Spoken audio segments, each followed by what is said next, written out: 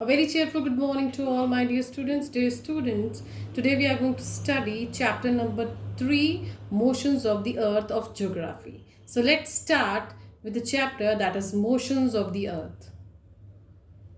As you know that the Earth has two types of motions, namely rotation and revolution. So let us first study about rotation. What is rotation? Rotation is the movement of the earth on its axis. The earth keeps on rotating on its own axis. The movement of the earth around the sun in a fixed path or orbit is called revolution.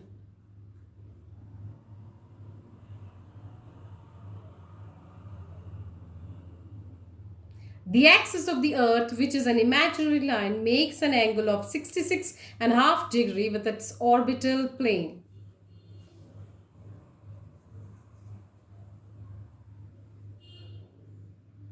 The plane formed by the orbit is known as the orbital plane.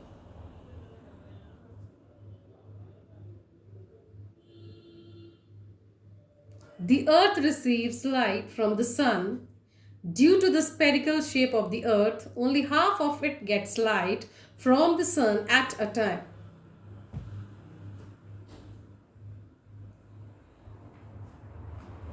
The portion facing the sun experiences day, while the other half away from the sun experiences night.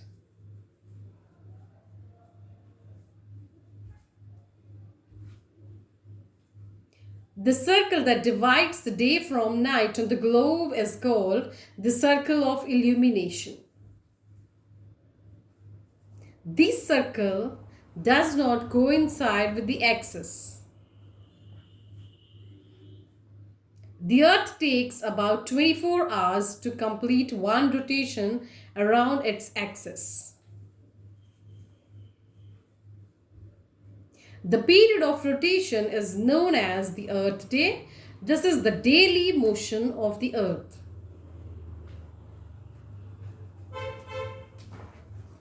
What would happen if the Earth did not rotate? The portion of the earth facing the sun would always experience day, thus bringing continuous warmth to the region. The other half would remain in darkness and be freezing cold all the time. Life would not have been possible in such extreme conditions. So now we'll study about the second movement of the earth, that is revolution.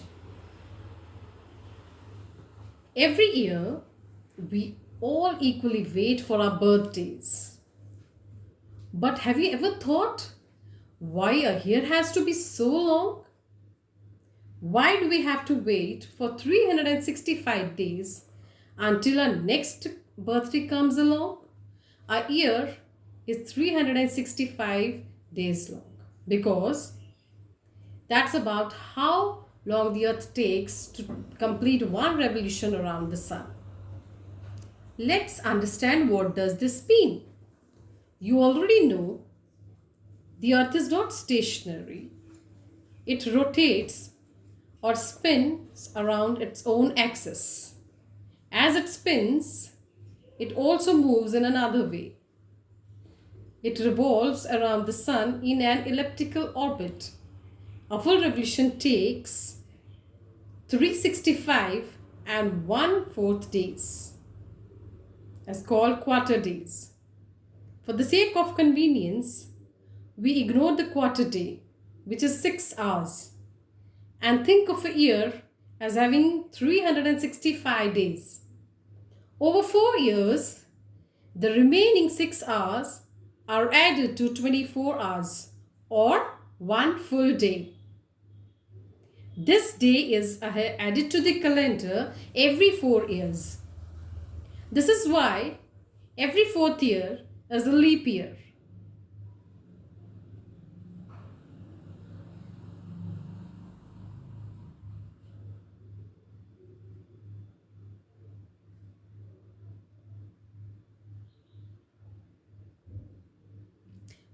So much for the number of days.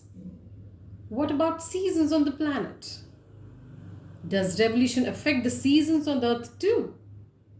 It does. If you look carefully, the earth is inclined in the same direction on its orbit. This tilt and the revolution causes the seasons. Let's see how that happens. On June 21st, the position of the earth, as seen here, try and identify which area receives more sunlight this time of the year. As you can see, the North Pole is tilted towards the sun. You will recognize this meridian as the Tropic of Cancer. This area receives direct rays of the sun. As a result, it is summer in the northern hemisphere. This position of the earth is called the summer solstice.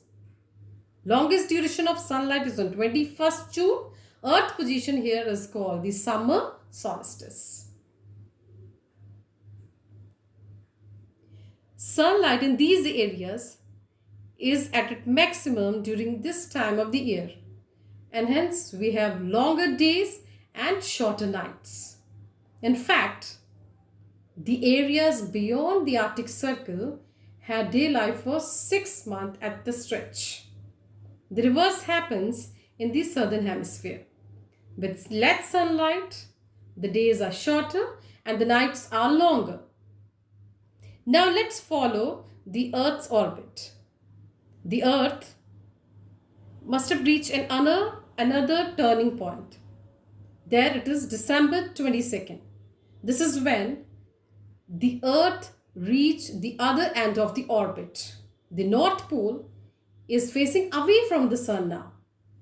This position of the Earth is known as winter solstice. This time, the South Pole is tilted towards the sun. This area is the Tropic of Capricorn, which receives direct sunlight, and hence it's summer in the southern hemisphere. As you can guess, the upper hemisphere has less sunlight than this. During the orbit, the Earth pole is inclined towards the sun.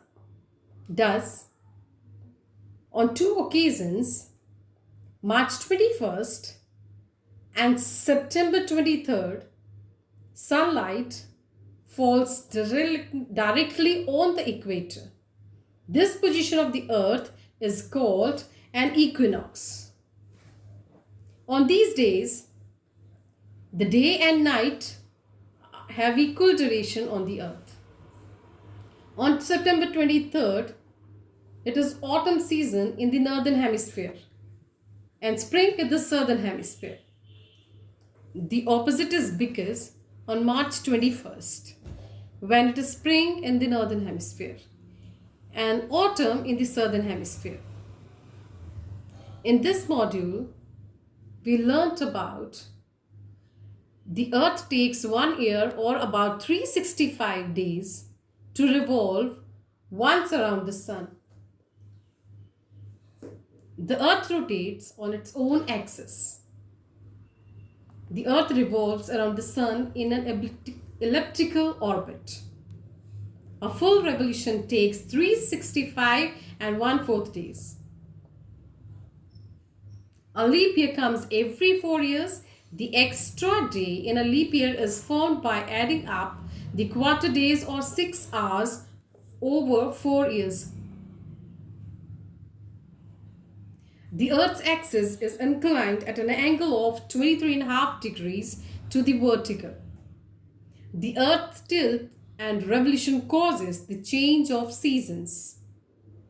The northern hemisphere receives sunlight for the longest duration of June 21st. This position of the Earth is called the summer solstice. In summer, the days are longer and the nights are shorter. Daylight can last for up to 6 months in the Arctic region during the summer. The northern hemisphere receives sunlight for the shorter duration on December 22. This position of the earth is called the winter solstice. The equator receives direct sunlight on March 21st and September 23rd, resulting in day and night of equal durations. This phenomena is known as an equinox.